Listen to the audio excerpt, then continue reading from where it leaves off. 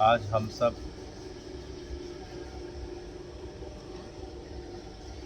सनातन की परंपरा का, जिसे सबसे श्रेष्ठ दिवस माना जाता है, जिसे चैत्र मास की शुक्ल पक्ष की प्रतिपदा भी कहा जाता है, ऐसे पवित्र दिवस पे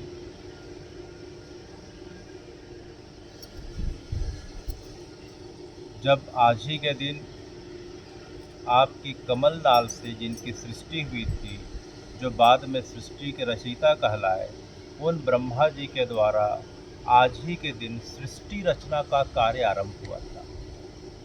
तो हे भगवान, आज जो हम चैत्र मास की शुक्ल पक्ष की प्रतिपदा पे हम सब आपकी पावन और पुण्य कथा और साथ में काश्मीर खंड पुराण 3 का जो है, जिसे आज समय की मर्यादा देखते हुए आज अंतिम दिवस के रूप में जो है आज हम सुनने जा रहे हैं, आज सब एकत्रित हुए हैं। उसके पूर्व आज जो है, आज चैत्र मास की शुक्ल पक्ष की जो प्रतिपदा है, उसके बारे में हम थोड़ा सा सुनते हुए अब जो है मूल कथा की ओर अब आगे बढ़ने वाले हैं। तो हे भगवान, आज ही के दिन आपके कमल नाल से उत्पन्न ब्रह्मा जी के द्वारा सृष्टि की रचना आरंभ की गई थी और सृष्टि का जो है इस प्रकार से प्रारंभ हुआ था। आज ही के दिन श्री रामचंद्र जी का अयोध्या जी में जो 7 पुरियों में से एक सबसे श्रेष्ठ और प्रथम पुरी मानी जाती है, उसमें जो है राम जी का आज ही के दिन राज्याभिषेक हुआ था। आज ही के दिन द्वापर पूरा होता है और आज से कलयुग का प्रारंभ हो जाता है। इसलिए कलयुग को प्रारंभ हुए जो है 5124 वर्ष बताए गए हैं। और आज ही के दिन हे भगवान, आपकी कृपा कटाक्ष के कारण ही कौरवों को जो है क्षण मात्र में आपकी कृपा कटाक्ष के कारण जो है पांडवों के द्वारा हराए जाने के पश्चात आज ही के दिन युधिष्ठिर जी के द्वारा आज जो है वो सिंहासन आरूढ़ हुए थे। हे भगवान, आपकी परंपरा में इस प्रकार से आगे बढ़ते बढ़ते हम देखते हैं कि आज ही के दिन हमारे दंडकारण्य छत्तीसगढ़ से लगे हुए, जिसे मध्य प्रदेश कहा जाता है, प्राचीन नाम अवंतिका कहलाता था। आज ही के दिन वहाँ के एक प्रतापी राजा हुए हैं, जिनका पूरा जीवन निष्कलंक राज्य से भरा था, जिन्होंने अपने जीवन में इस प्रकार से राज्य किया कि जो है भारत के आज तक जितने भी, चाहे भगवान के अवतार के रूप में जिनका राज्य हुआ हो, चाहे अंशावतार के रूप में हुआ हो, लेकिन हे भगवान, आपका अवतार जब विक्रमादित्य के रूप में अवंतिका में जब इस प्रकार से आप राज्य करने के लिए आते हैं, तो आपका राज्य का, आपके राज्यकाल का जो 100 वर्ष का समय रहता है, वह पूरी तरीके से निष्कलंक और निष्कंटक माना गया है।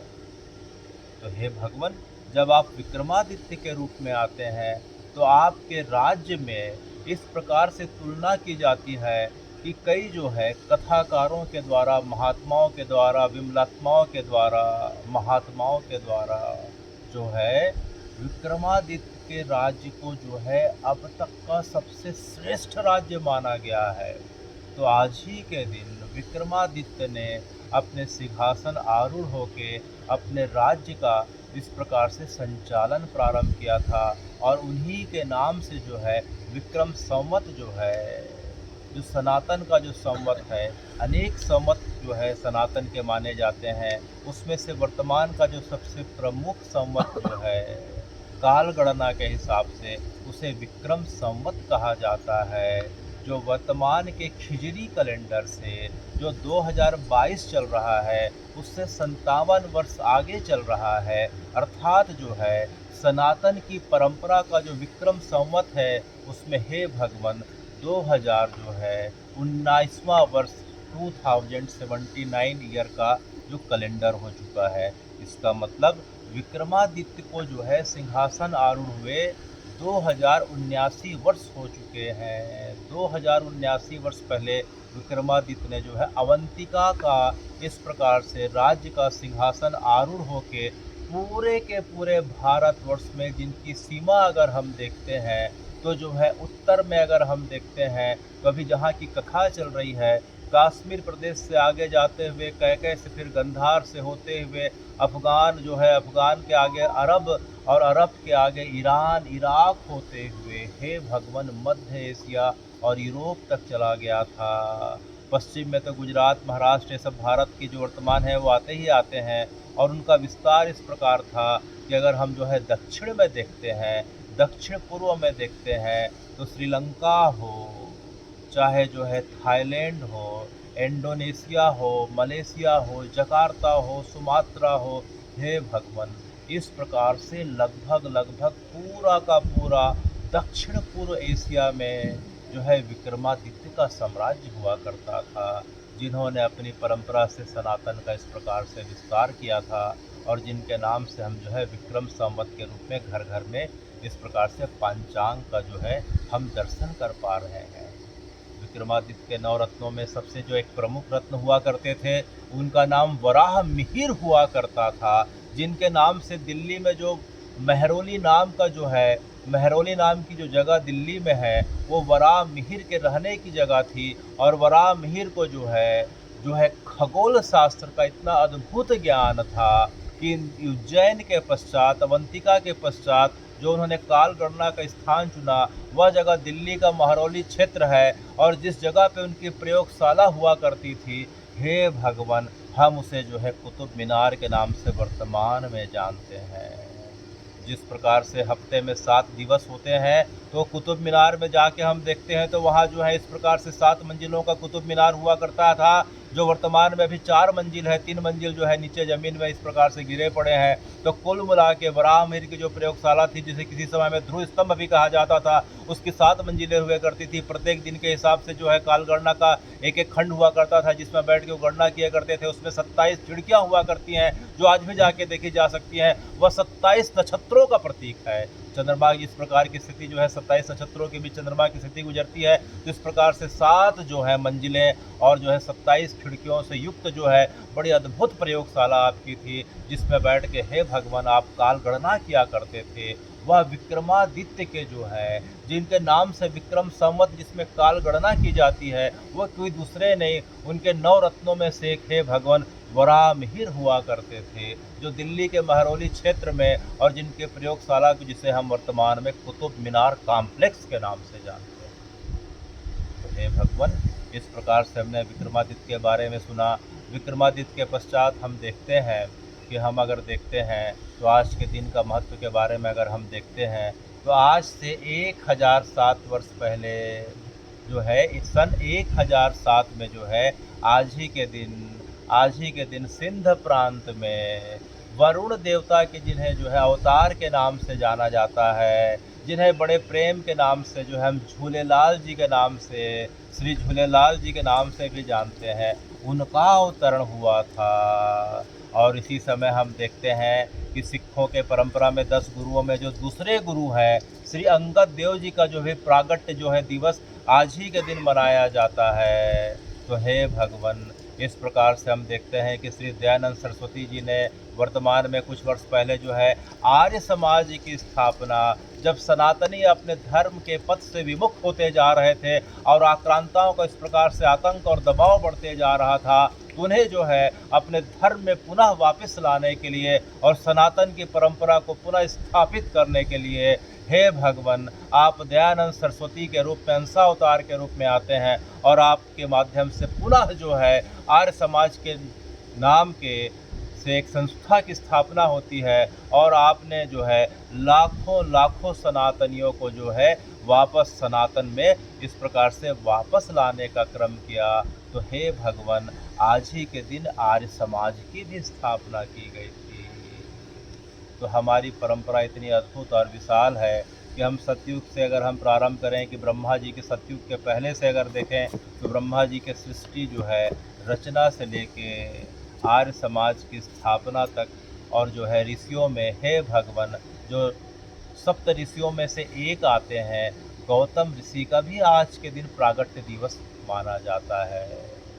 तो इस प्रकार से चैत्र मास की शुक्ल पक्ष की प्रतिपदा का जो है संसार में जो है सबसे जो है प्राचीनतम जो है महात्म बताया जाता है और उनकी सबसे बड़ी विशेषता यह है कि हे भगवान, आज ही के दिन से जो है, आज ही के दिन से सृष्टि में बड़े अद्भुत परिवर्तन देखने को मिलते हैं।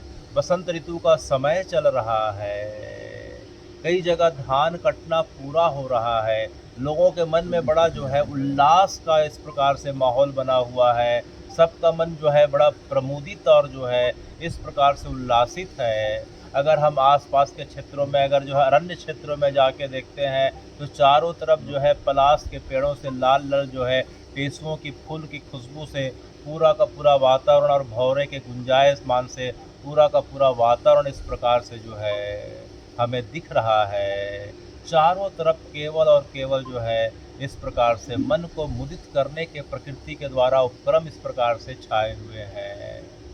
तो हे भगवान, यह मौसम न ज़्यादा ठंड का है न बहुत ज़्यादा गर्मी का है, स्वास्थ्य के लिए भी अत्यंत अनुकूल माना जाता है। अब इसके पश्चात गर्मी धीरे धीरे बढ़ने वाली है, इसीलिए जो है गर्मी के प्रकोप से बचने के लिए और शरीर को स्वस्थ रखने के लिए हे भगवान, आज के दिन से जो है जो गौरी हैं उनके जो है आज के दिन से हम जो है 9 रूपों की जो है आराधना करते हुए और अपने शरीर और मन को जो है तप और संयम के माध्यम से इस प्रकार से निखारते हुए हे भगवान, अब हम नवरात्रि के दिवस में भी अब हम पदार्पण करने जा रहे हैं। तो इस 9 दिनों की इतनी जो है महत्ता बताई गई है कि कोई व्यक्ति शरीर मन और शरीर वचन और जो है मन से वचन से कर्मों से कोई व्यक्ति अगर सत्य का पालन करे, कोई व्यक्ति ब्रह्मचर्य का पालन करता हो, कोई व्यक्ति किसी की ना निंदा करता हो ना किसी की निंदा सुनता हो, कोई व्यक्ति जो है किसी भी सेवा क्रम में लग जाए, चाहे माता पिता की सेवा, चाहे गौ माता की सेवा, चाहे दिन दुखियों की सेवा, चाहे पशु पक्षियों की सेवा, किसी भी प्रकार की सेवा, हे भगवान, इस समय की जो है सत्य के साथ ब्रह्मचर्य के साथ जो है कर्तव्य निष्ठा के साथ की गई सेवा जो है 1000 गुना फलदायी मानी जाती है। इसीलिए यह समय जो है 9 दिनों का अपने आप को जो है बड़े अपने आप को कठिन तप के माध्यम से, तप का मतलब होता है किसी भी प्रकार से हम अपने इंद्रियों पे नियंत्रण रखें, जहाँ तक हो सके झूठ ना बोलें, जहाँ तक हो सके किसी की निंदा ना करें, किसी की निंदा ना सुने, जहाँ तक हो सके हम 6 प्रकार का ब्रह्मचर्य पालन करने का प्रयास करें, जिसमें बोलना, देखना, सुनना, सोचना आदि आदि। तो इस प्रकार से इन 9 दिनों में की गई इन सब, जिसे हम एक प्रकार से तप की उपमा भी दे सकते हैं, तो इस प्रकार से तप की इतनी महिमा बताई जाती है कि लगभग वह जो है साल भर के लिए फलदायी होती है। तो इसीलिए भगवान इतने कृपालु हैं कि साल भर जो है हमारे से इस प्रकार से तप और संयम नहीं हुआ तो कोई बात नहीं, अब जो है पुनः 9 दिन का जो है समय आ चुका है। कितने दिनों का? 9 दिनों का। इसलिए हे भगवान, आपकी कृपा से हम कैसे भी करके जहाँ तक हो सके, चूँकि यह कली काल का समय है, संसार बड़ा हावी है, इसलिए जहाँ तक हो सके सत्य का, ब्रह्मचर्य का, अहिंसा का और जो है सत्कार्य का, सेवा का, प्रकल्प का संकल्प लेके हम जो है इन 9 दिनों में अपने आप को जो है साधने का प्रयास करें। तो यह साधना का भी समय है, तप का भी समय है। जहाँ तक संसार की आवश्यक बातें के अलावा कुछ बातें भी करनी हो तो हे भगवान, आपकी ही बात सुनी जाए, आपकी बात ही सोची जाए या बोली जाए, या हे भगवती, आपकी जो है सप्तशती के माध्यम से जहाँ आपके पराक्रम का, यश का इस प्रकार से गान किया गया है, हम उन जो है भगवती के यशोगान को सुनने का, पढ़ने का, सोचने का प्रयास करें। बाकी समय तो संसार में निकल ही जाता है, इसलिए 9 दिनों में हमें इस प्रकार से प्रयास करना चाहिए। और हे भगवती, जब तक आपकी कृपा कटाक्ष सबके ऊपर न हो तब तक जो है प्रयास जो है संपूर्णता को प्राप्त नहीं होता। इसलिए आज पहले दिन हम सबसे जो है हाथ जोड़ के यही प्रार्थना है कि हम सबके मन में ये जो सेवा का जो प्रकल्प है, सत्य के माध्यम से, अहिंसा, ब्रह्मचर्य के और सेवा के माध्यम से आप उसे जो है पूर्णता प्रदान करें। तो हे भगवान, आज हम जो है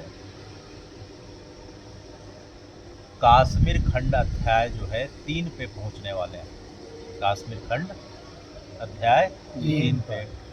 तो चूँकि अब नवरात्रि का जो है आज से प्रारंभ हो रहा है, तो आने वाले समय में हम जो है भगवती की जो है इस प्रकार से कथाओं का श्रवण करने वाले हैं। तो जो है इस सेशन के, इस वर्ष के जो है कालखंड के हिसाब से आज हम कश्मीर खंड 3 में जो है आज पहुंचने वाले हैं। आने वाले समय में हे भगवती आपकी कृपा रही, इसके अनेक खंडों का जो है विस्तार हम जो है फिर से सुनेंगे। तो अभी तक हमने जो है कश्मीर खंड के बारे में जो सुना, और उसके पहले जो है कश्मीर खंड के जब भी बारे में सुनने की बारी आती है तो सबसे पहले किसका स्मरण और किसका मंगलाचरण के साथ जो है शुरुआत किया जाता है? श्री शारदा देवी के साथ।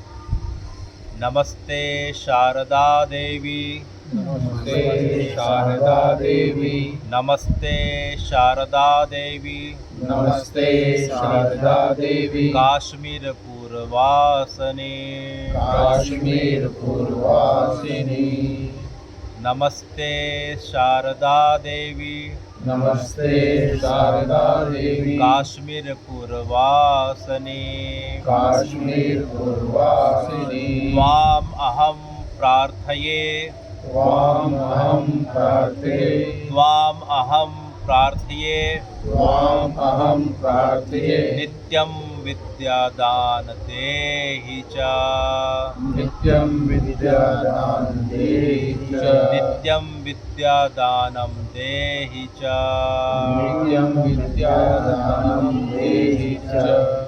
तो हे शारदे,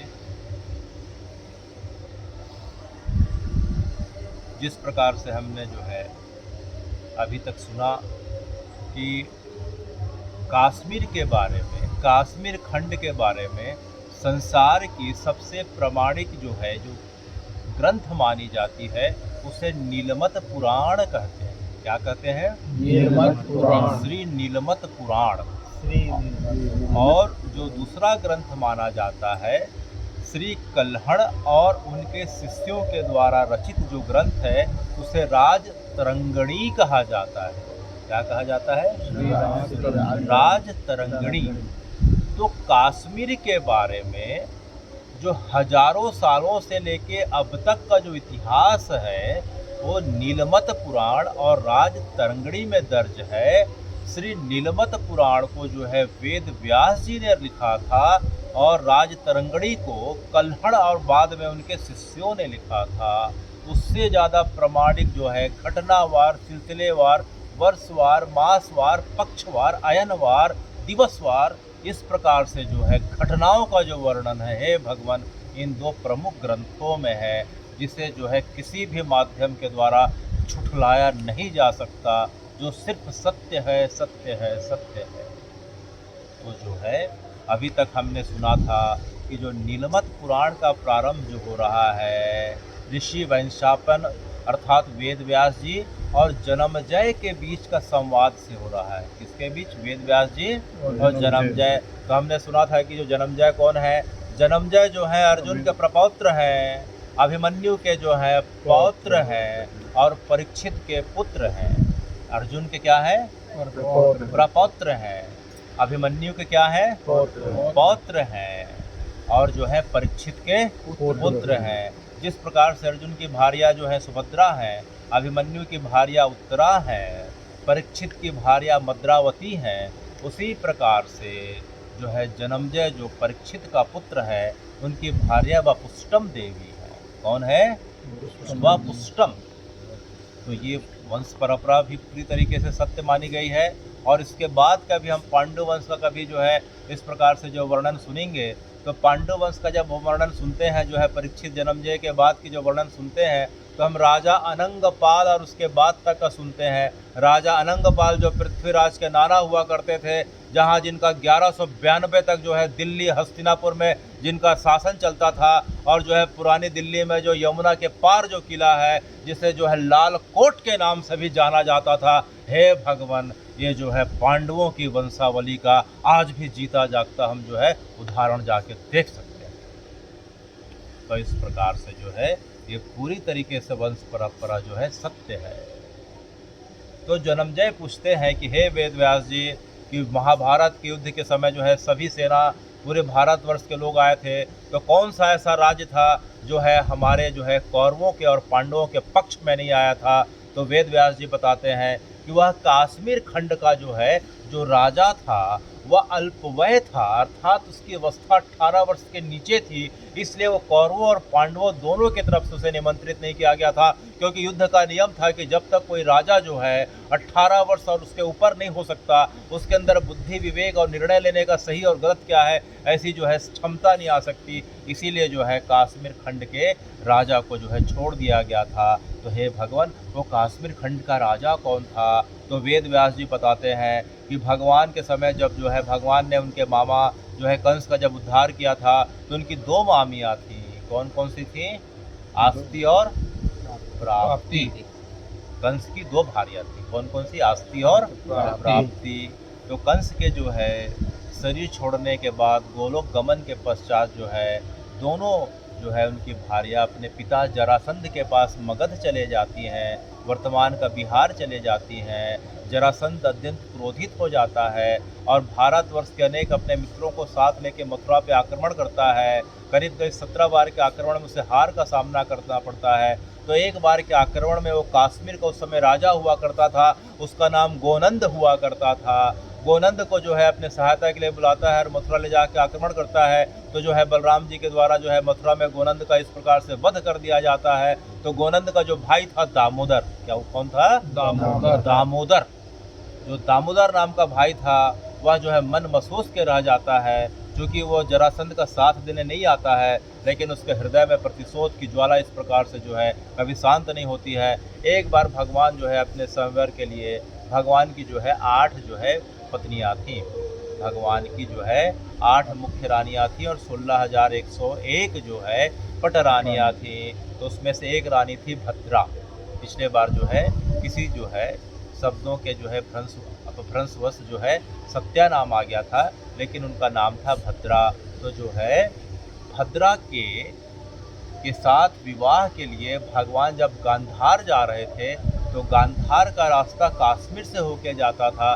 तो भगवान जो है बलराम और अपने जो है सेना के साथ जब गांधार जा रहे थे, जब काश्मीर से गुजरते हैं, तो दामोदर को पता चलता है। दामोदर को पुरानी घटना याद आ जाती है कि भगवान के द्वारा, कृष्ण के द्वारा मेरे भाई का इस प्रकार से जो है वध कर दिया गया था। तो अपनी सेना को लेके जाता है, लेकिन भगवान के हाथों द्वारा जो है दामोदर का भी उद्धार हो जाता है। और दामोदर के उद्धार के पश्चात भगवान जो है दामोदर की पत्नी यशोमती, कौन? यशोमती को जो है सिंहासन आरूढ़ करके स्वयं अपने हाथ से तिलक करते हैं और काश्मीर राज्य के बीच यह घोषणा करते हैं कि कुछ समय के पश्चात जो है हे काश्मीर वासियों, यशोमती के गर्भ से एक पुत्र पैदा होगा। वह जो है काश्मीर में आने वाले समय में मेरी कृपा से जो है निष्कंटक राज्य करेगा। तुम लोग बिल्कुल मत घबराना। और जो है यशोमती का राज तिलक करके और होने वाले गर्भस्थ शिशु को आशीर्वाद देके भगवान आगे चले जाते हैं। तो आने वाले समय में वह शिशु बड़ा होता है और उसी समय महाभारत का युद्ध प्रारंभ हो जाता है। इसी कारण से अल्पायु होने के कारण उसकी अवस्था युवावस्था को प्राप्त नहीं हुई थी। इसी कारण हे भगवान वह महाभारत के युद्ध में जो है सम्मिलित नहीं हो पाता है। तो हे भगवान हमने इस प्रकार से सुना कि महाभारत का युद्ध के समय जो है काश्मीर भी काश्मीर हुआ करता था। सतयुग के समय जो है शिवलोक का वह एक हिस्सा हुआ करता था। शिवलोक का जो है राजधानी जो कैलाश बताई जाती है, और कैलाश में जब पार्वती जी का जो पहला अवतार था सती के रूप में, तो जो है सती जो है काश्मीर क्षेत्र में महादेव के साथ नौका विहार किया करती थी, इसलिए उनका नाम जो है उस क्षेत्र का नाम सतीसर कहलाता है। काश्मीर क्षेत्र पुराणों में सतीसर के नाम से जाना जाता है। उसके पश्चात जो है कश्यप ऋषि की पत्नी के माध्यम से 8 पुत्र होते हैं, जिसके बारे में हमने सुना, जिनके जो है उन पुत्रों ने जो है इस प्रकार से जो है नागों को अपना जो है इष्ट बनाया और अपनी राजधानी अनंतनाग में बनाई। कौन से नाग पे? अनंतनाग। अनंतनाग पे। अगर हम कश्मीर जाके देखें तो अनंतनाग नाम का एक शहर है, उस जगह पे जो है कुद्रू के जो 8 पुत्र थे, 8 पुत्रों ने जो है इन जो है नागपुरियों की राजधानी जो है अनंतनाग में स्थापित करी।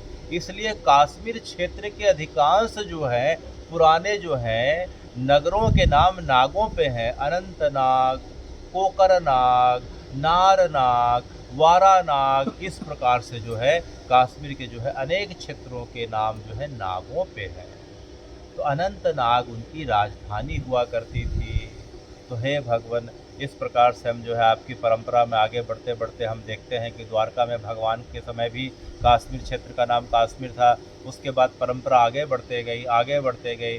फिर कश्मीर में जो है जब समय आता है तो हम देखते हैं मौर्य वंश में आज से करीब 2300 वर्ष पहले, कितने सौ वर्ष पहले? 2300 वर्ष पहले चंद्रगुप्त की परंपरा में जो है 2300 वर्ष पहले मौर्य वंश का प्रारंभ हुआ। तो उसके बाद जो है चंद्रगुप्त का पुत्र बिंदुसार हुआ, बिंदुसार का पुत्र अशोक हुआ आज से करीब 2150 साल पहले। तो अशोक का भी जो है कश्मीर क्षेत्र में जो है बड़ा विस्तार हुआ करता था। कश्मीर क्षेत्र में अशोक ने जो है अनेक जो है मठों की स्थापना करी, अनेक सरोवरों की स्थापना करी, अनेक जो है छोटे छोटे पुरियों का, ग्रामों का इस प्रकार से जो है उनके द्वारा निर्माण किया गया। अनेक धर्मशाला, कूपों, सरोवरों का निर्माण किया गया। तो अशोक जो है कश्मीर के जो हैं बहुत बड़े जो हैं एक प्रकार से जो है निर्माता माने जाते हैं वर्तमान कश्मीर के। अशोक के पश्चात जो है परंपरा आगे बढ़ते गई तो जो है बुद्ध वर्ग का जो है अगला जो शासक आता है वह जो है कनिष्क हुआ था। तो कनिष्क का भी कश्मीर में जो है बड़ा उल्लेख आता है। हे भगवान, आज से करीब जो है 1800 से 2000 साल पहले तक जो है इस प्रकार से धीरे धीरे सनातन की परंपरा से आगे बढ़ते बढ़ते अब कश्मीर क्षेत्र जो है बुद्धों की नगरी में बदलता जा रहा है। वहाँ अब जो है बुद्ध धर्म को मानने वाले लोग बढ़ते जा रहे हैं। और उसके पश्चात हम परंपरा को जब आगे देखते हैं तो उसके पश्चात वहाँ हुड़ आए। और उसके पश्चात जो है हम देखते हैं कि जब बुद्धों का इस प्रकार से जो है प्रभाव बहुत बढ़ गया था तो हे भगवान, आपका अंशावतार जो है शंकराचार्य के माध्यम से केरल क्षेत्र के कालनी नाम की जगह पे हुआ। और आप जो है वहाँ से अपना विश्व विजय का इस प्रकार से पताका फहराते हुए आप शारदा पीठ में आते हैं। और शारदा पीठ में आने के पश्चात आपकी विद्वता से प्रभावित होकर जो है शारदा पीठ का दक्षिण द्वार खोल दिया गया। संसार में पहली बार दक्षिण द्वार खोला गया वह शंकराचार्य की विद्वता से प्रभावित होकर। और शारदा देवी का उन्हें साक्षात आशीर्वाद प्राप्त हुआ। और उनका परिणाम यह हुआ कि शंकराचार्य जी ने जो है 32 वर्ष की अल्पायु में 3 बार पूरे भारत का जो है पैदल भ्रमण किया। और जो भारत जो है अपनी परंपरा से विमुख होकर दूसरे पंथ को जो है लगभग मान चुका था, आपने पुनः जो है प्रत्येक राज्य में, प्रत्येक महाजनपद और जनपद में जाके जो है पुनः जो है शास्त्रों और शास्त्रार्थ के माध्यम से उन सब के राजाओं को और विद्वानों को पराजित कर दिया और पुनः जो है वापस सबको सनातन में ले आए। तो हे भगवान, आपका यह अवतार जो है शंकराचार्य जी का अवतार यह सीखने लायक है कि हम अगर किसी के पास जाते हैं, अगर हमारी मान प्रतिष्ठा बढ़ जाती है, अगर हम कहीं जाके जीत जाते हैं तो उसके फलस्वरूप जो है हम व्यक्तिगत उत्थान के लिए, केवल अपने और परिवार के उत्थान के लिए कार्य करते हैं। लेकिन हे भगवान, आप शंकराचार्य के माध्यम से आप हमें यह प्रेरणा देते हैं कि जो है विजय मिले तो जो है उसके बदले आपने मांगा तो मांगा क्या कि जो है पूरा का पूरा राज्य, नगर, क्षेत्र, प्रजा जितने भी लोग हैं सब जो है सनातन को मानने वाले हो जाए। किसको? सनातन को मानने वाले हो जाए। शंकराचार्य जी ने अपने लिए कुछ भी नहीं मांगा। तो हे भगवान, इस प्रकार से शंकराचार्य जी केवल मात्र 32 वर्ष की आयु में उन्होंने जो कर दिखाया वो हजारों वर्षों तक कोई नहीं कर सकता है। तो इस प्रकार से शंकराचार्य जी की परंपरा आगे बढ़ते गई। अब वो कालखंड जो आने वाला है अब जो है 712 आ रहा है। क्या आ रहा है? 712 में सिंध क्षेत्र में जो है, सिंध क्षेत्र में मोहम्मद बिन कासिम का आक्रमण हो जाता है। मोहम्मद बिन कासिम का सिंध क्षेत्र में आक्रमण हो जाता है। सिंध क्षेत्र के जो आखिरी राजा हुआ करते हैं उनका नाम राजा ताहिर सेन हुआ करता था। राजा दाहिर सेन को छल से पराजित करके और मार के जो है मोहम्मद बिन कासिम जो है कश्मीर और जो है भारत के विभिन्न क्षेत्रों में अंदर आ जाता है, गुजरात का, राजस्थान का, इस प्रकार से। तो सबसे पहले जो है उनको जो है टक्कर देने के लिए मेवाड़ से बप्पा रावल आते हैं। कौन आते हैं? बप्पा रावल ने जो है मोहम्मद बिन कासिम को इस प्रकार से खदेड़ा, हे भगवान, कि उसे जो है मेवाड़ से, राजस्थान से, सिंधु नदी के उस पार से, गंधार से, अरब से खेदते खेदते जो है तुर्क तक ले गए और जाके आखिरी में इस प्रकार से उन्हें पराजित कर दिया और उन्हें इस प्रकार से जो है दंडित किया और आखिरी में उन्हें इस प्रकार से बंदी बना के उनके साथ जो है इस प्रकार का उनका जो है लिखित में आश्वासन दिया गया कि वो पुनः जो है कभी इस क्षेत्र में वापस नहीं आएंगे और बप्पा रावल के माध्यम से इस क्षेत्र की सुरक्षा के लिए प्रत्येक 100 किलोमीटर के क्षेत्र में जो है सेना की छावनी स्थापित की गई। तो पाकिस्तान के जिस क्षेत्र में जो है हम रावलपिंडी के नाम से जानते हैं, वह किसी समय बप्पा रावल के द्वारा स्थापित की गई सैन्य छावनी थी, जो 100 किलोमीटर होते हुए वहाँ से अफगान और अरब और आगे तुर्क तक गई थी। तो इस प्रकार से बप्पा रावल के बाद जो है जो सबसे ज़्यादा जो है इतिहास में जिनका नाम आता है, जिसे सिकंदर ऑफ जो है अलेक्जेंडर ऑफ इंडिया भी बोला जाता है, लेकिन किसी कारणों से हमारी जो है शिक्षा पद्धति ऐसी हो गई है कुछ वर्षों से, विगत कुछ दशकों से, कि हम जो है भारत के जो प्रमुख पात्र जब भी हमने जो है बप्पा रावल के बारे में सुना, उन्हें इतिहास से गायब कर दिया गया और अब जो नाम आने वाला है वह कश्मीर क्षेत्र का है। हे भगवान, उनका नाम जो है श्री ललिता आदित्य मुक्ता पीठ है। क्या नाम है? श्री ललिता आदित्य मुक्ता पीठ। श्री ललिता आदित्य मुक्ता पीठ, जिनको जो है अलेक्जेंडर ऑफ इंडिया के नाम से जाना जाता है, जिनकी वीरता, शूरता, पराक्रम जो है हजारों वर्षों में एक बार प्रकट होती है, जिनके कारण से जो है करीब करीब 600 वर्ष तक जो है कश्मीर क्षेत्र आक्रांताओं के जो है आक्रमण से जो है पूरा निर्मुक्त रहा। और आज वर्तमान कश्मीर है, अगर ललिता आदित्य मुक्ता पीठ नहीं रहते तो हे भगवान, जो वर्तमान कश्मीर जो है विगत 7 वर्षों से बदल गया, वो 1400 वर्ष पहले ही बदल जाता। तो ललिता आदित्य मुक्ता पीठ जो है कारकोटा डायनेस्टी अर्थात नागवंशियों के बारे में भी हमने सुना। तो 8 जो है कुद्रू के जो 8 पुत्र थे, एक तक्षक था, एक वासुकी था, एक जो है करकोटक था। एक क्या था? करकोटक। तो जो करकोटक से जो वंश परंपरा आगे बढ़ती है, हे भगवान, उनके द्वारा जो है करकोटा डायनेस्टी अर्थात करकोटा राज्यवंश की परंपरा चलती है और उसी की परंपरा में 685 के आसपास जो है ललिता आदित्य का जन्म होता है और करीब जो है 715 से 718 ईस्वी में वो सिंहासन आरूढ़ होते हैं और उनका राज्य जो है करीब जो है 37 वर्षों का 761 जो सन है तब तक चलता है। 725 से लेके 721 से लेके करीब जो है 761 तक जो है उनका राज्यवंश चलता है। काल भेद के हिसाब से 2-4 वर्ष आगे पीछे हो सकते हैं। करीब 37 वर्ष का उनका जो है कार्यकाल बताया जाता है। और ललिता आदित्य मुक्ता पीठ के बगैर जो है कश्मीर खंड की कथा कभी पूरी नहीं हो सकती। ललिता आदित्य का इस प्रकार से पराक्रम हुआ करता था, हे भगवान, कि उनके राज्य का विस्तार अगर हम सुने तो जो वर्तमान भारत है वो तो दिख ही रहा है। दक्षिण भारत के कुछ हिस्से को छोड़ दिया जाए तो जितने भी हम राज्यों का नाम अगर सुनते हैं कि जो है उस समय महाराष्ट्र और गुजरात जो है इनको राष्ट्रकूट के नाम से जाना जाता था। किस नाम से? राष्ट्रकूट। वो धीरे धीरे सबका डिवीजन होता गया। जिस प्रकार से मध्य प्रदेश की शुरुआत की राजधानी नागपुर हुआ करती थी जो बाद में भोपाल हो गई, उसी प्रकार से जो है गुजरात और महाराष्ट्र जो है राष्ट्रकूट वंशों के द्वारा इस प्रकार से संचालित हुआ करते थे।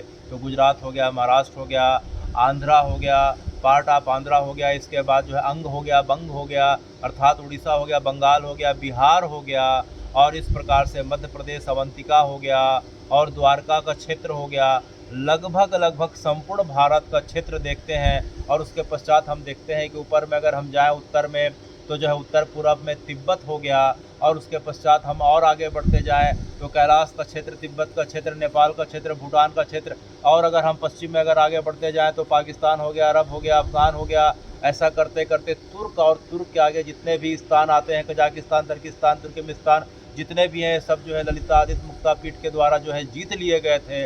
और तो और हे भगवान, जिसे वर्तमान में चीन की राजधानी बीजिंग कहा जाता था, ललितादित्य मुक्तापीठ के समय उसका नाम जो है बीजिंग कहा जाता था।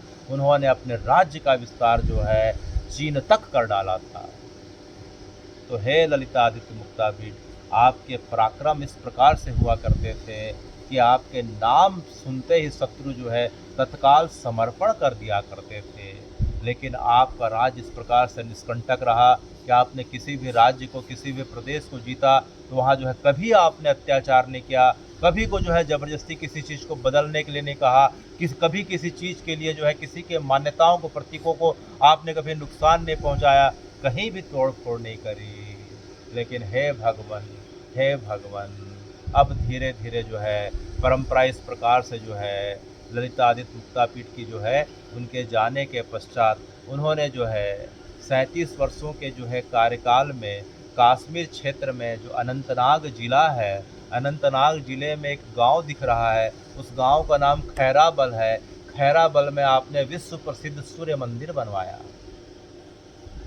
जिसको हम मार्तंड मंदिर के नाम से जानते हैं। सूर्य देवता का एक नाम क्या है? मार्तंड है। जैसे आदित्य नाम है, रवि नाम है, भानु नाम है, प्रभाकर नाम है, दिवाकर नाम है, उसी प्रकार से सूर्य देवता का एक नाम क्या है? मार्तंड है।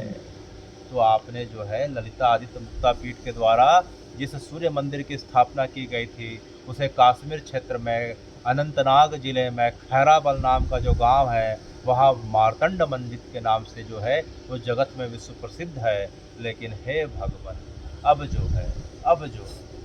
अब ललितादित्य मुक्तापीठ के जाने के पश्चात जो है धीरे धीरे कारकोट वंश का इस प्रकार से समय पूरा हो रहा है।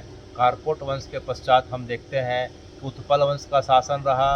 उत्पल वंश का शासन 825 से 855 तक का था। उसके बाद लोहार वंश का शासन रहा। उसके पश्चात जो है अब सन आ रहा है 1339। क्या रहा है? 1339 का जो है दुर्दिन जो है आज तक के इतिहास का सबसे बुरा दुर्दिन माना जाता है। भारत के माथे के मोर मुकुट का जिसे कलंक के रूप में गिना जाता है सनातनियों के द्वारा, क्योंकि हे भगवान 1339 को जो है पहले बार कश्मीर क्षेत्र में सनातन की परंपरा जो है खत्म हो जाती है। और वहाँ जो है एक स्वात घाटी, वर्तमान में स्वात घाटी जो है पीओके में है, पाक ऑक्युपाइड कश्मीर में है। तो पीओके से जो है एक आक्रांताओं के परिवार से एक व्यक्ति आता है, उसका नाम शाह मीर होता है। क्या नाम था? शाह मीर नाम का व्यक्ति आता है। वह शरणागति याचक की मुद्रा में आता है। तो वहाँ के राजा उदय वर्मन के द्वारा उन्हें शरणागति के साथ जो है उन्हें जो है वहाँ पालन पोषण का इस प्रकार से अधिकार दिया जाता है और अपने मंत्रिमंडल में शामिल कर दिया जाता है। और देखते देखते जो है 1339 को शाह मीर जो है कश्मीर क्षेत्र का राजा बन जाता है। तो शुरू में उनकी चूंकि जो है संख्या कम थी, इसीलिए बड़े जो है संस्कृत के उच्चारण के साथ, मंगलाचरण के साथ जो है पूरा का पूरा वो राज्य सिंहासन में आरूढ़ होते हैं। धीरे धीरे अपना प्रभाव बढ़ाते जाते हैं। शिक्षा परिषद में, विद्वत परिषद में, संस्कृति के क्षेत्र में, सेना के क्षेत्र में धीरे धीरे उनके लोग इस प्रकार से बढ़ते जाते हैं। और देखते देखते हे भगवान, जो संस्कृत की हजारों सालों से भाषा हुआ करती थी, इसीलिए संस्कृत के जो है हमने सुना था कि वहाँ खेत में काम करने वाली महिलाएं और जो है रोड में काम करने वाले मजदूर भी जो संस्कृत में बात करके अट्टहास लगाया करते थे, हंसी मजाक किया करते थे। देखते देखते अब भाषा बदल रही है। अब भाषा जो है अब आक्रांताओं की भाषा ने उस संस्कृत का जगह और स्थान ले लिया। तो जो है शाह मीर 1339 में जो है कश्मीर के पहले आक्रांता राजा बनते हैं, और जिन्होंने जिस राजवंश की स्थापना करी उसे शमसुद्दीन डायनेस्टी कहा जाता है। क्या कहा जाता है? शमसुद्दीन डायनेस्टी कहा जाता है। शमसुद्दीन डायनेस्टी है भगवान, हम देख रहे हैं करीब 225 वर्ष तक चलती है, और 225 वर्ष में करीब करीब 20 से 25 जो है इनके लोग आते हैं जो वहाँ के जो है राजा के रूप में जो है वहाँ राज्य करते हैं। उसके पश्चात जो है इसमें सबसे महत्वपूर्ण बात जो आ रही है भगवान, ये शमसुद्दीन डायनेस्टी की जो बात हम देखते हैं, जो कश्मीर के इतिहास जो कलंक लग गया था उसमें जो और कालिख पुतने जा रही है। और दुर्दिन के दिन हम देख रहे हैं कि करीब करीब 1450 में उसकी परंपरा में जो है एक जो है राजा आता है, एक आक्रांता जो राजा बन गया था किसी कारण से, हमारी कमजोरी और हमारी जो है अज्ञानता और वश जो है और हमारे जो है संगठित ना होने की वजह से उसका नाम पड़ा सिकंदर बुत सिकन। क्या नाम पड़ा? सिकंदर बुत सिकन नाम का जो राजा, उसका नाम बुत सिकन का अर्थात होता है, अरबी भाषा है, इसका अर्थ यह होता है कि जो है मूर्तियों को तोड़ने वाला, जो मूर्तियों को तोड़ने वाला जो नाम था उसका नाम था सिकंदर बुत सिकन। हे भगवान, हम देखते हैं कि सिकंदर बुत सिकन ने जो है मार्तंड मंदिर को तोड़ने के लिए जो उपाय किया, आज तक का भीषणतम उपाय किया, उसने जो है लोहे के हथौड़े से जो है मंदिर को तोड़ने का प्रयास किया, अनेक प्रकार के उपक्रमों से तोड़ने का प्रयास किया, लेकिन मार्तंड मंदिर जो है जिसकी लंबाई 240 फीट और जिसकी चौड़ाई जो है 140 फीट बताई जाती है, वह इतने मोटे मोटे पत्थरों से इस प्रकार से निर्मित है कि कई महीने तोड़ने के पश्चात भी जो है मंदिर को हिला नहीं पाया। तो उसने क्या किया कि मंदिर के चारों तरफ जो है अनेक फीट, अनेक जो है कई फीट गहरे जो है 50 से 100 फीट तक के गहरे गड्ढे खोद डाले और आसपास के जंगलों को काट के वहाँ लकड़ियों को पाट दिया, और चारों तरफ लकड़ियों से जब चारों तरफ मंदिर जो है घेरा गया तो लकड़ियों में आग लगा दी। तो कथा बताती है कि जो है मार्तंड मंदिर के चारों तरफ जो आग लगी वो करीब करीब 4 से 6 महीने तक आग लगी। जैसे ही लकड़ियाँ कम पड़ती थी तुरंत लकड़ियाँ डाल दी जाती थी। तो उसका प्रभाव यह हुआ कि मंदिर तो टूट नहीं पाया, लेकिन मंदिर की दीवारें जगह जगह से जो है चटक जाती हैं, दरार पड़ गए। आज उसी अवशेष को आज कोई भी व्यक्ति जो है जाके देख सकता है। सिकंदर बुत सिकन की जो करतूत है जाके आप कोई भी देख सकते हैं। अगर सनातन की परंपरा में जिसका विश्वास है, रामकृष्ण के परंपरा में जो विश्वास करते हैं, उन्हें अवश्य जाके देखना चाहिए कि किस प्रकार से हमारे मार्तंड का, किस प्रकार से हमारे शारदा पीठ का, किस प्रकार से हमारी खीर भवानी का वहाँ अपमान किया गया है। तो हे भगवान, जो है कई महीने आग की लपटों से गिरे होने के बाद भी मार्तंड अर्थात सूर्य का प्रताप ही ऐसा है कि सूर्य के प्रताप के आगे ये छोटे मोटे अग्नि तो सामने क्या ठहरेंगे। सूर्य जो पूरे ब्रह्मांड को जो है कुछ सेकंडों में जो पूरा का पूरा भस्मीभूत कर दें, वो बुत सिकन उनका जो है क्या बिगाड़ सकता था। लेकिन चट्टानें वहाँ दरक गई हैं, उन जो है चट्टानों को कोई भी जाके देख सकता है। उसके पश्चात है भगवान शमसुद्दीन डायनेस्टी के पूरा होने के बाद जो है अगली जो डायनेस्टी आती है उसमें चक आते हैं, हुड आते हैं, फिर मुग़ल आते हैं, फिर पठान आते हैं, उसके बाद जो है सिख आते हैं। अब जो है सिखों का शासन आ रहा है। 1825 में जो है कश्मीर क्षेत्र में किसका शासन आ रहा है? सिखों का आ रहा है। 1825 से जो है सिखों का शासन प्रारंभ हुआ और सिखों के समय जो है कश्मीर क्षेत्र में पुनः सनातन की परंपरा वापस लौट पड़ी। फिर उसके बाद पश्चात जो है सिखों का अंग्रेज़ों के साथ पुनः युद्ध होता है और अंग्रेज़ सिखों की जो ट्रीटी होती है उसमें जो है सिखों को उस जगह को छोड़ना पड़ता है और अंग्रेज़ जो है अपने जो है आदमी को अर्थात मुख्तियार को जो है अंग्रेज़ों की तरफ से जिन्हें नियुक्त किया गया उनका नाम राजा गुलाब सिंह था। क्या नाम था? राजा गुलाब सिंह था। राजा गुलाब सिंह को अंग्रेज़ों के द्वारा कश्मीर का क्षेत्र राज्य करने को दे दिया गया, जिसके कारण पुनः जो है फिर से जो है वहाँ की सत्ता, वहाँ का वैभव, वहाँ का सनातन वापस आने लगा। लेकिन तब तक जनसंख्या अधिकांशता जो है सनातन के लोग अल्पसंख्यक हो गए थे, बाकी धर्म के और बाकी जो है पंथ को मानने वाले बहुसंख्यक होते जा रहे थे। तो राजा जो है गुलाब सिंह के पश्चात 1925 में उनका पुत्र हरि सिंह राजा बनता है। हरि सिंह 1925 से 1947 तक वहाँ के राजा रहते हैं। उसके पश्चात अंग्रेज़ों के द्वारा जब भारत को छोड़ के जब जाने का समय आता है तो भारत और पाकिस्तान को धर्म के आधार पर बांट दिया जाता है। धर्म के क्षेत्र पे एक हिस्सा भारत हो गया और पूर्वी क्षेत्र जो है पश्चिमी क्षेत्र जो है वर्तमान का पाकिस्तान हो गया।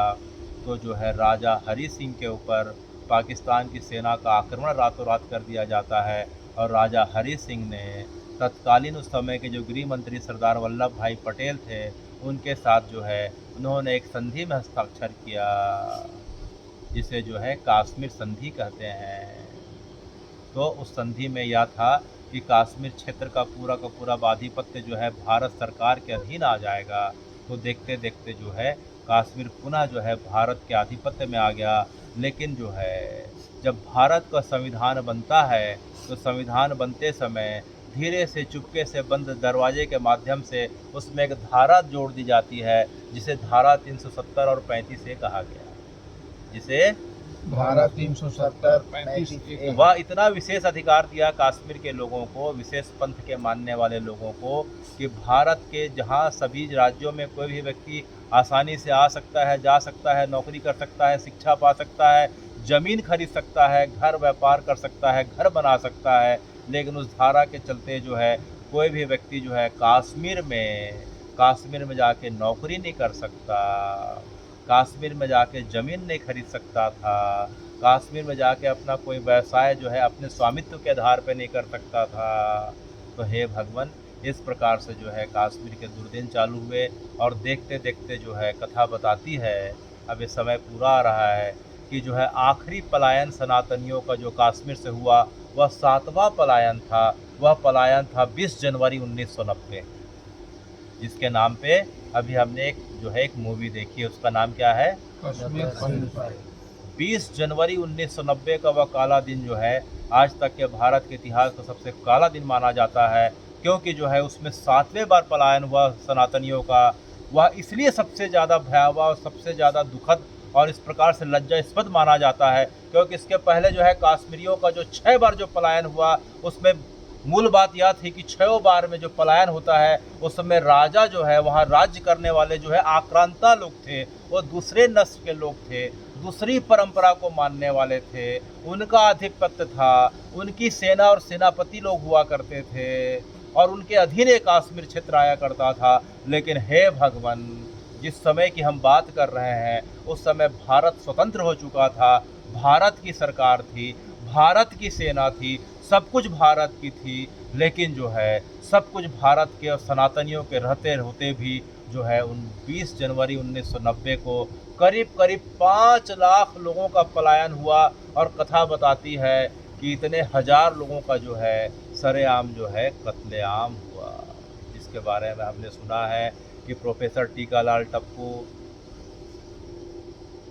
है। तो इस प्रकार से हम कश्मीर के इतिहास का, सनातन की परंपरा से लेकर 20 जनवरी 1990 तक का इतिहास जो है अभी तक हमने जो है संक्षेप में सुना। हे भगवान, अगर आपकी कृपा रही तो हम आने वाले समय में इसका और विस्तार देखेंगे कि सनातन की परंपरा में ऐसे कौन कौन से राजा हुए, ऐसे कौन कौन से पराक्रमी लोग हुए जिनके नाम से कश्मीर क्षेत्र जो है पूरा का पूरा जो है विश्व के जो है मस्तक पे हमेशा के लिए अंकित हो गया। जहाँ एक एक व्यक्ति जो है, चाहे अमीर हो, चाहे गरीब हो, चाहे स्त्री हो, चाहे पुरुष हो, चाहे बालक हो, चाहे वृद्ध हो, इतना विद्वान माना जाता था। शारदा की ऐसी कृपा होती थी कि उसके अंदर इस प्रकार से ज्ञान का अप्रतिम, इस प्रकार से भंडार और इस प्रकार से ज्ञान का तेज हुआ करता था कि प्रत्येक व्यक्ति चाहे किसी वर्ण व्यवस्था का हो वह पंडित कहलाता था। क्या कहलाता था? पंडित कहलाता था। कश्मीर क्षेत्र की ऐसी बात है कि जो है प्रत्येक व्यक्ति पंडित कहलाता है, कारण उसकी विद्वता, उसका ज्ञान, उसका बुद्धि, उसकी विवेक। ये सिर्फ और सिर्फ जो है हे शारदे आपकी कृपा कटाक्ष के कारण हुआ।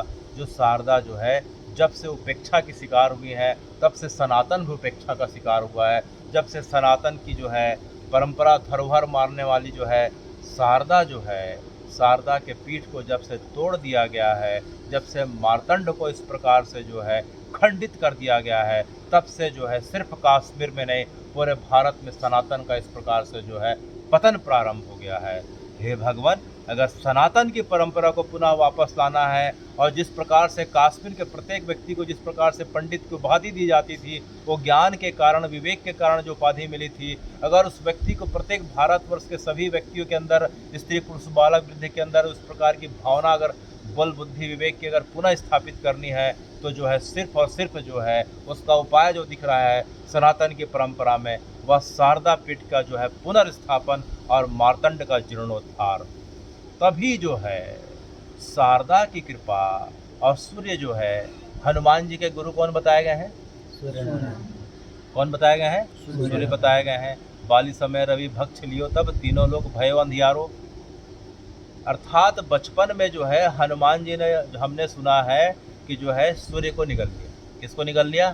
सूर्य को निगल लिया। इसका मतलब क्या होता है? हनुमान जी सूर्य को खा लिए? ऐसा नहीं। हनुमान जी जो है अपने पिता के कहने के बाद जो है अपनी आज्ञा के अनुसार सूर्य देवता के पास शिक्षा ग्रहण के लिए जाते हैं और इतने अल्प समय में सूर्य के द्वारा प्रदत्त ज्ञान को उन्होंने आत्मसात कर लिया। अर्थात बाली समय जो है बचपन में ही जो है जो काम जो है करीब करीब हमारी परंपरा में 25 साल की अवस्था तक जो है विद्याधन का होता है, लेकिन हनुमान जी ने अत्यंत अल्प समय में जो है सूर्य देवता के माध्यम से जो है उनके जो गुरु थे चारों वेद उपनिषद शास्त्रों का अध्ययन कर लिया। अर्थात जो है सूर्य की विद्या को आत्मसात कर लिया, लील लिया। जो बताते थे उसे कानों से ले लिया और मुंह से ले लिया, सुन के, बोल के, देख के, सब प्रकार से उन्होंने आत्मसात कर लिया। इसे वल्गु वाक्य कहते हैं। हमारी परंपरा के अधिकांश जो स्रोत हैं, श्लोक हैं, चौपाइयाँ हैं, उसे वल्गु वाक्य की दर्जा दी गई है। इसीलिए पहले गुरु परंपरा के माध्यम से एक एक चौपाई का, श्लोक का, स्रोत का जो है श्रवण किया जाता था, समझा जाता था, फिर मनन किया जाता था, तब वह चौपाई हमें धीरे धीरे समझ में आती थी। लेकिन जो है गुरु परंपरा के नष्ट होने के कारण जो है किसी भी चौपाई का जो है अब अर्थ निकालने के बजाय अनर्थ हो जा रहा है और हमारे मन में जो है इस प्रकार की भ्रांतियाँ पैदा कर जाती है। तो हनुमान जी के गुरु कौन है? सूर्य देवता है, रवि है, मार्तंड है, प्रभाकर है, दिवाकर है, भानु है। तो अल्प समय में उन्होंने अपने गुरु के द्वारा प्रदत्त विद्या को आत्मसात कर लिया, भक्षण कर लिया। वो भी पर्यायवाची शब्द है, भक्षण भी पर्यायवाची शब्द है। खा लेना, आत्मसात कर लेना, समा जाना, पचा लेना, ये सब पर्यायवाची शब्द है।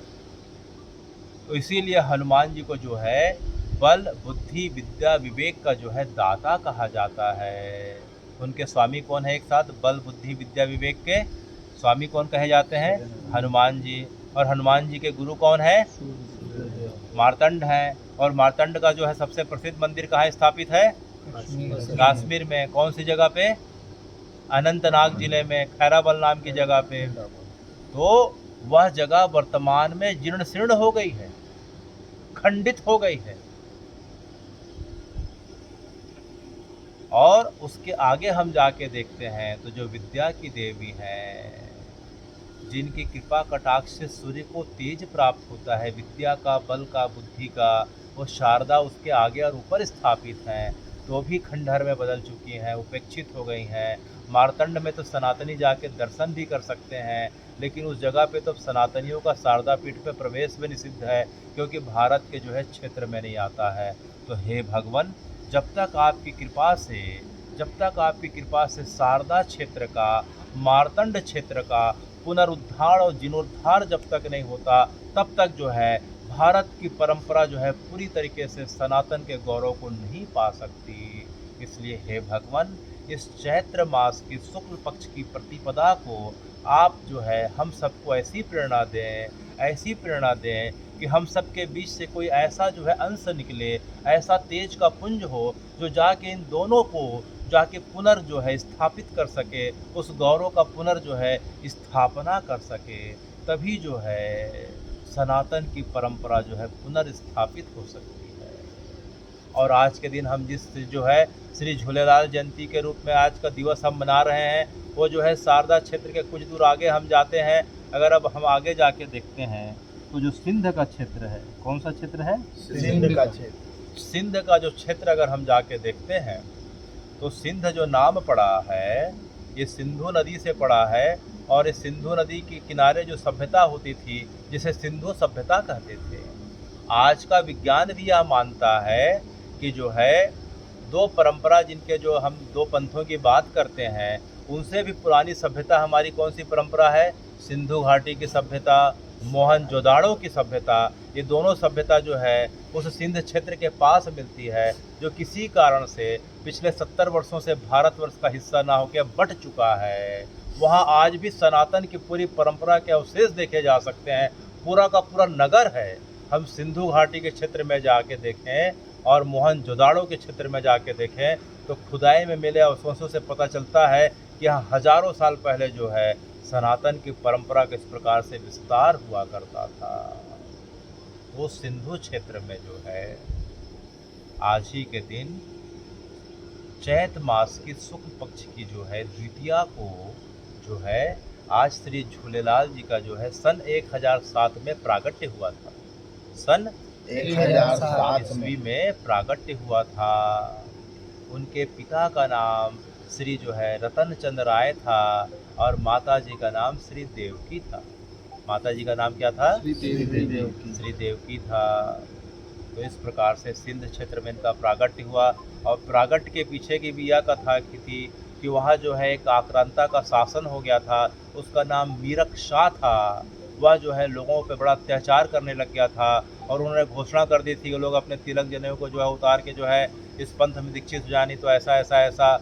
तो वहाँ के जितने भी सनातनी थे बड़े दुखी हो जाते हैं और जाके सिंधु नदी के किनारे जो है 40 दिनों तक जाके उन्होंने बड़ी कठोर साधना करी। कितने दिनों तक? 40 दिनों तक। सिंधु नदी को वो वरुण देवता मानते थे। तो जाके वहाँ जो है बड़े ब्रह्मचर्य का पालन करते हुए, सत्य अहिंसा का पालन करते हुए इस प्रकार से उन्होंने जो है वरुण देवता की आराधना करी। और 40 दिन के बाद जो है एक आकाशवाणी होती है कि जो है हे प्यारे सनातनियों, तुम लोग बिल्कुल मत घबराना। मैं आने वाले कुछ समय में यहाँ जो मेरे प्रिय भक्त हैं, जो रतन राय जी हैं और उनकी पत्नी देवकी हैं, मैं उनके गर्भ में जो है आऊँगा और तुम्हें जो है तुम्हारे जो है इस प्रकार के तकलीफ़ों से तुम्हें मुक्त कराऊँगा। तो कुछ समय के पश्चात आज ही के दिन जो है उनका अवतरण होता है 1007 में। धीरे धीरे बालक की प्रसिद्धि बढ़ने लग जाती है। जब मीरक साहब को पता चलती है कि बड़ा बालक बड़ा अद्भुत है, तो उन्हें जो इस प्रकार से जो है परेशान करने के लिए और हटाने के लिए आता है। तो जैसे उनके पास आता है तो कथा बताती है कि सेना की पूरी उसकी सेना पंगु हो जाती है। सिंधु नदी का इस प्रकार से बाढ़ आ जाता है कि उसका जो है पूरी के पूरा महल जो है डूबने लग जाता है। कुछ क्षेत्रों में आग लग जाती है अचानक देखते देखते। इस प्रकार से सभी मृत्यु को प्राप्त होने वाले रहते हैं। तो मीरक साहब को लोग बताते हैं कि जो बालक दिख रहा है कोई साधारण बालक नहीं है, साक्षात भगवान का अवतार है। इससे जाके क्षमा मांगो। तो उनसे जाके क्षमा मांगता है और उनको यह वचन देता है कि आज से मैं सनातन को मानने वालों को बिल्कुल तंग नहीं करूँगा। उनके प्रतीकों का और उनके मूल्यों और आदर्शों का मैं सम्मान करूँगा। तो जो है श्री झूलेलाल जी के द्वारा उन्हें पुनः जो है उन्हें अभय दान दे दिया जाता है और जो है राज्य में फिर से सुख शांति आ जाती है। तो हे भगवान, इस प्रकार से आज जो है हम श्री झूलेलाल देवता की जयंती मना रहे हैं। बचपन का नाम उनका श्री उदय चंद था। चूँकि झूले में रहने के कारण, झूले में खेलने का कारण झूला बड़ा पसंद था, तो जो है प्रेम का नाम, घर का नाम, आपस की बोली का नाम जो है श्री झूलेलाल हो गया। उन्हें और भी कई नामों से पुकारा जाता है। सिंधु क्षेत्र की जो पवित्र नदी का नाम है जो है पलो है। तो जब बचपन में जो है खेल रहे थे तो उनकी माँ ने जो है मुंह को जब देखा तो देखते हैं कि पूरा सिंधु नदी उनके मुंह में समाया हुआ है और उस क्षेत्र के पवित्र नदी में जो मछली पाई जाती है पलो नाम की, जो है उनके मुंह में भी है, इस प्रकार से दिखाई दे रही है। तो जो है उनका एक नाम जो है पलो मछली के नाम पे भी है। उनका बहुत सारा नाम है। तो अमरलाल, झूलेलाल, लाल बादशाह, जिंदा फकीर, तो अनेकों अनेक नाम से जो है इनकी उपमा दी जाती है। जिनका जो है बड़ा अल्प समय रहा, लेकिन अल्प समय उन्होंने सनातन की परंपरा की पुनर्स्थापना करी और लोगों के बीच जो है भाईचारे और एकता का संदेश दिया। और मीरक शाह को उन्होंने यह बताया कि ईश्वर और जो है उसमें कोई अंतर नहीं है, सभी धर्म और प्रतीक बराबर हैं, सभी के मूल्य एक हैं, इसमें तुम्हें कोई भेद नहीं करना चाहिए। तो हे भगवान, इस प्रकार से जो है आपकी परंपरा में आज हम किसका दिवस मना रहे हैं? श्री झूलेलाल जी का। तो आने वाले समय में जो है भगवती के कथा का हम विस्तार सुनने वाले हैं। तब तक के लिए सीताराम सीताराम सीताराम।